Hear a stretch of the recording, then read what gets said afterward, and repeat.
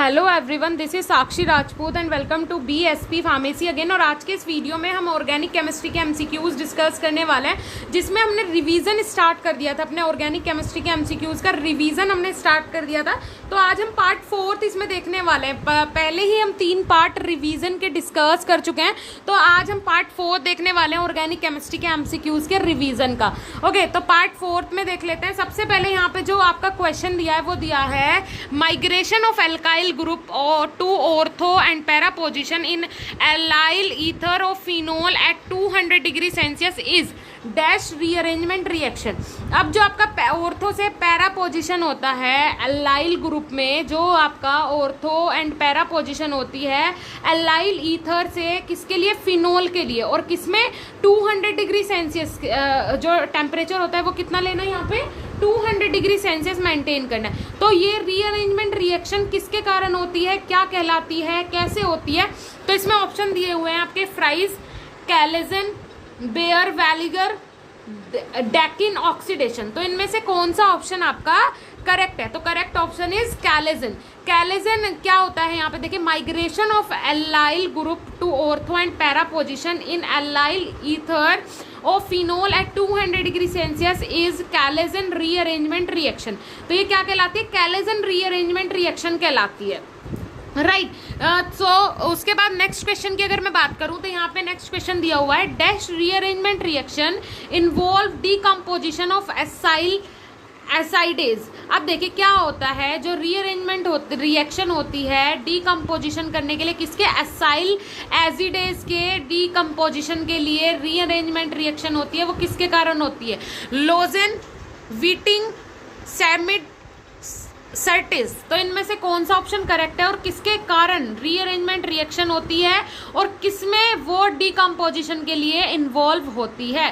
So correct option is Curtius. Curtius is a correct option. उसके बाद अगर हम नेक्स्ट बात करें, मींस देखिए यहाँ पे Curtius rearrangement reaction involve decomposition of acyl azides. अब देखिए जो ये क्वेश्चंस हैं ये मोस्ट टिपिकल क्वेश्चन है, जो मैंने लास्ट पार्ट में आपको क्वेश्चंस बताए थे, और ये क्वेश्चंस मोस्ट टिपिकल हैं।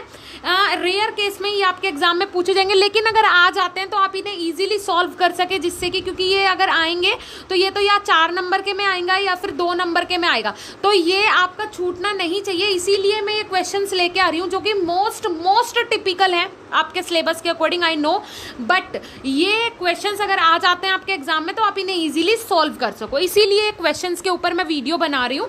और साथ ही साथ मैं आपको बताना चाहती हूँ, अगर आप अपने ऑनलाइन ऑफलाइन या फिर अपने क्लासेस करना चाहते हैं बी फार्मा किसी भी सेमेस्टर की, B pharma 1st, 2nd, 3rd, 4th, 5th, 6th, 7th, 8th semester की प्रिपरेशन आप अपनी करना चाहते हैं, जिसमें आपके अगर आपको नोट्स लेने हो, हैंडरिटन कंप्यूटराइज नोट्स, साथ ही साथ वीडियो लेक्चर्स, लाइव क्लासेस और भी सारा स्टडी मटेरियल हमारी ऐप पे मिल जाएगा, लिंक डिस्क्रिप्शन बॉक्स में।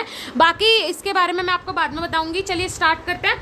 सो यहाँ पे नेक्स्ट क्वेश्चन है, in Wagner Meerwein rearrangement where migrating group और atom migrate to dash atom. तो यहाँ पे देखिए, जब वैगनर मैरिन रीअरेंजमेंट होता है जहाँ पे आपका माइग्रेटिंग ग्रुप और एटम माइग्रेट होते हैं, किससे, इलेक्ट्रॉन डेफिशिएंट कार्बन एटम से, इलेक्ट्रॉन डेफिशिएंट नाइट्रोजन एटम से, इलेक्ट्रॉन डेफिशिएंट ऑक्सीजन एटम से, इलेक्ट्रॉन डेफिशिएंट सल्फर एटम से, किससे ये माइग्रेट होते हैं? So correct option is electron deficient carbon atom. Electron means यहाँ पे है in Wagner Meerwein rearrangement where migrating group और atom migrate to electron deficient carbon atom. उसके बाद नेक्स्ट अगर हम बात करें, next question is Willgerodt is an dash rearrangement reaction. अब आपका जो विल ग्रोडेट है ये आपका कौन सी रीअरेंजमेंट रिएक्शन है? इंटरमोलिक्यूलर रीअरेंजमेंट रिएक्शन है, इंट्रामोलिक्यूलर रीअरेंजमेंट रिएक्शन है, या फिर इंटरमोलिक्यूलर और इंट्रामोलिक्यूलर दोनों ही इसमें इन्वॉल्व होते हैं, या फिर नन ऑफ द अबव, या फिर इनमें से कोई सा भी ऑप्शन आपका करेक्ट नहीं है। So correct option is both. Means आपका इंटरमोलिक्यूलर रीअरेंजमेंट भी होता है ये, और इंट्रामोलिक्यूलर रीअरेंजमेंट रिएक्शन भी होती है आपका कौन सा, विलग्रोड। उसके बाद नेक्स्ट क्वेश्चन की अगर मैं बात करूं, so next question is dash are the method of resolution of racemic mixture. अब यहाँ पे कौन सा आपका मेथड है जो कि किसमें यूज होता है, किसके रिजोल्यूशन में यूज होता है, रेजिमिक मिक्सचर के। वो बायोकेमिकल है, कन्वर्जन ऑफ डाइएस्ट्रोमर्स है, क्रोमेटोग्राफी है, या फिर ऑल ऑफ द अबाव। सारे ही ऑप्शन यहाँ पे करेक्ट है। तो correct option is all of the above. जो आपका biochemical are method of resolution of racemic mixture, biochemical से भी रिजोल्यूशन होता है रेजिमिक मिक्सचर का। उसके बाद conversion of diastereomers are the method of resolution of racemic mixture.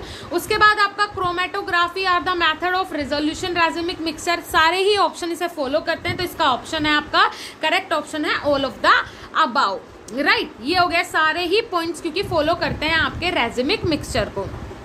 उसके बाद नेक्स्ट क्वेश्चन की अगर हम बात करें तो यहाँ पे नेक्स्ट क्वेश्चन है आपका 3 bromo 2 butanol have dash stereo isomers. अब जो आपका 3 bromo 2 butanol have dash stereo isomers, कितने स्टीरियो आइसोमर्स ये कंटेन करता है, 2, 6, 4 या फिर 8। सो करेक्ट ऑप्शन इज 4।